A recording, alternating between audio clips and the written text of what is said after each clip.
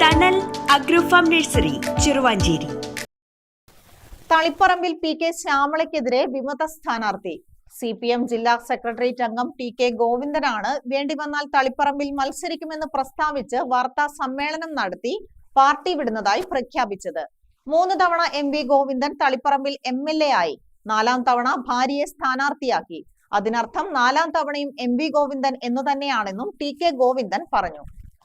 ഇത്തരത്തിലുള്ള നീതികേടിന് കൂട്ടുനിന്നിട്ട് നിങ്ങൾ വലിയ നേതാവായി നടക്കുന്നല്ലോ എന്ന് എന്നോട് നമ്മുടെ സഹാക്കൾ ചോദിക്കാതിരിക്കാനെങ്കിലും ഈ അനീതിയെ ചോദ്യം ചെയ്ത് പാർട്ടിയിൽ നിന്ന് പുറത്തു പോയാൽ ആ പുറത്തു പോയിക്കോട്ടെ എന്ന നില വെച്ചുകൊണ്ട് തന്നെയാണ് ഇതിനെ പരസ്യമായി ചോദ്യം ചെയ്യാൻ ജനങ്ങളുടെ മുമ്പിൽ ഈ വിഷയം അവതരിപ്പിക്കാനും ജനങ്ങൾ പാർട്ടിയെ തിരുത്തിക്കട്ടെ. ഈ പാർട്ടി ഉണ്ടാവണം കേരളത്തിൽ.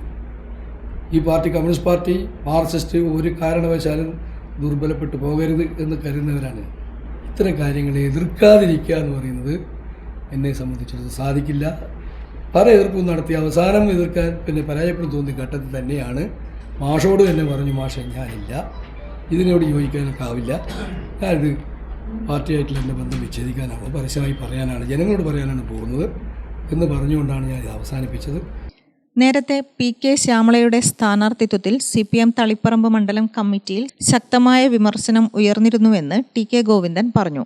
എന്നാൽ ആസൂത്രിതമായാണ് ശ്യാമളയെ സ്ഥാനാർത്ഥിയാക്കിയത്. പിന്നിൽ MV ഗോവിന്ദനാണ്. ഇതിനെതിരെ ശക്തമായ പ്രതിഷേധം പാർട്ടി കമ്മിറ്റിയിൽ ഉയർന്നെങ്കിലും വിമർശനങ്ങൾക്ക് ഒരു പരിഗണനയും ലഭിച്ചില്ല.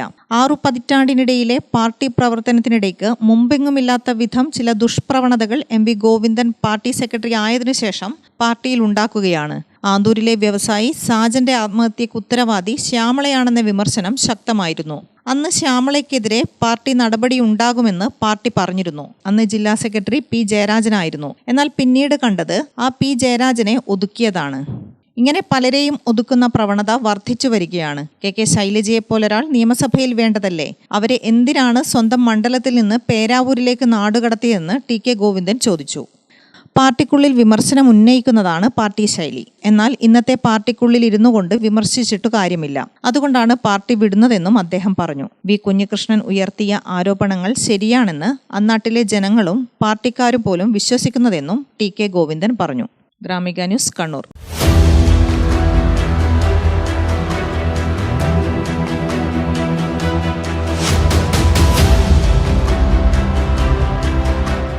നിങ്ങളുടെ വീട്, നിങ്ങളുടെ അഭിമാനം, ഒപ്പം ഞങ്ങളുടെയും. വീടും പരിസരവും പ്രകൃതിയുടെ വൈവിധ്യം കൊണ്ട് സമ്പന്നമാക്കാൻ Thanal agrofarm and nursery, Cheruvanchery. Bonsai, ornamental, exotic, indoor, outdoor fruit പ്ലാന്റുകളുടെ വിപുലമായ ശേഖരം. ലാൻഡ്സ്കേപ്പിംഗ്, ഡിസൈനിംഗ് ആൻഡ് ഗാർഡനിംഗ് രംഗത്ത് വിദഗ്ധരുടെ സേവനം. ഇനി നിങ്ങളുടെ പൂന്തോട്ടം മനസ്സുപോലെ മനോഹരം. The biggest nursery in Kannur district since 1997, approved by Government of Kerala.